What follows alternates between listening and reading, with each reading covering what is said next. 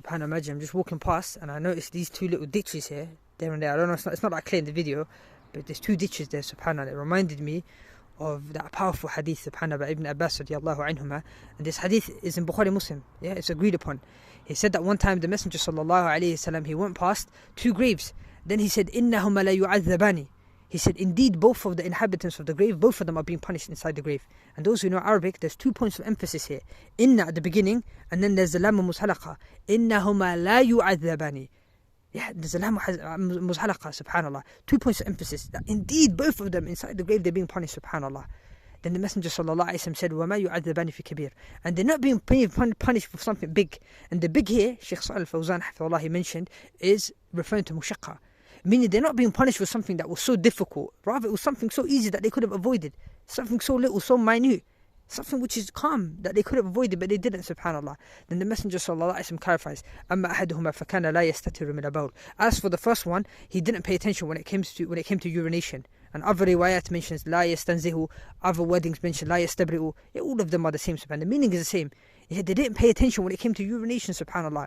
Yeah, they didn't use water to clean their private parts. They didn't use tissue. They didn't use dry substances, subhanAllah, to clean their front and their back when it came to the toilet. They had urine on their clothing and they're praying and they're walking about. SubhanAllah, imagine something so small like that, which they could have avoided, but they didn't. In another narration, the Messenger sallallahu alayhi wa sallam said, أَكْثَرُ الْعَذَابِ الْقَبْرِ مِنْ بَوْلٍ.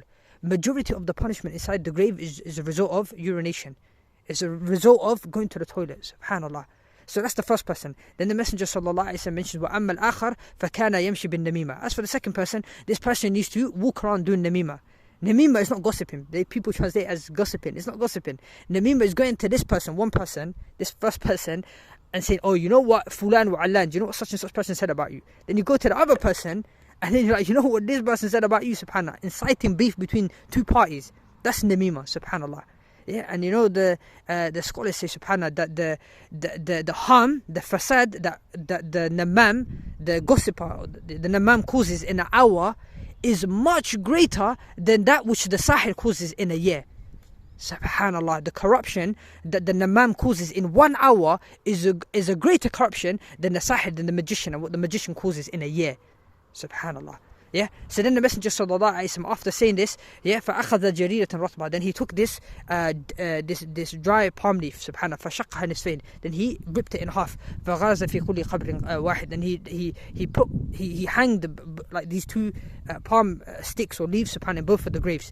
Then the companion said, قالوا لما فأنت هذا يا رسول الله. They said, why are you doing this, O Messenger of Allah? Then the Messenger sallallahu alaihi wasallam said, لعله يخفف عنهما ما لم ييبسا. He said, I hope that Allah subhanahu wa ta'ala lightens their punishment as long as those two leaves they remain wet and they don't become dry. Okay, as long as they're wet, subhanAllah, then Allah subhanahu wa ta'ala will lighten their punishment inside the grave, subhanAllah. So then Shaykh ibn Uthaymeen rahimahullah ta'ala, he mentions a number of benefits. Why can we not take this hadith as a hujjah for us to start placing things inside the graveyard? Why can we not take it? So he mentions, number one, yeah, you're going to claim that you know the unseen. The Messenger sallallahu alaihi wasallam, through revelation, he was shown what was happening inside the grave, subhanAllah. How can we do it today? Because we can't see what's happening inside the grave. So that's the first point. You're claiming to know the unseen. Number two, you're having sort of you're having bad thoughts about the Muslims. The Messenger sallallahu alaihi wasallam knew what was happening. You putting something, you're claiming that this Muslim, who's a good Muslim, you're claiming that this person's a bad Muslim and he's being punished inside the grave. So you're doing it to prevent him from being punished. And having bad thoughts about the Muslims is a major sin.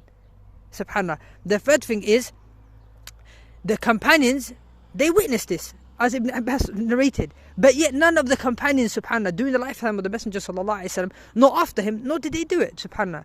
So, do you know something better than him?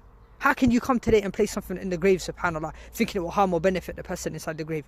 And then the last point is, doing it becomes a wasila min wasa'il shirk. It becomes a means from the means of shirk. And this is why the Sharia has blocked off anything that leads to shirk.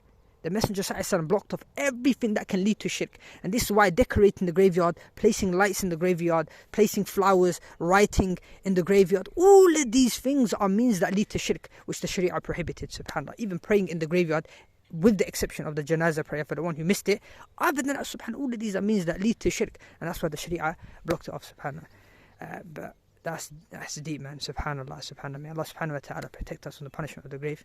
And Allah subhanahu wa ta'ala knows best.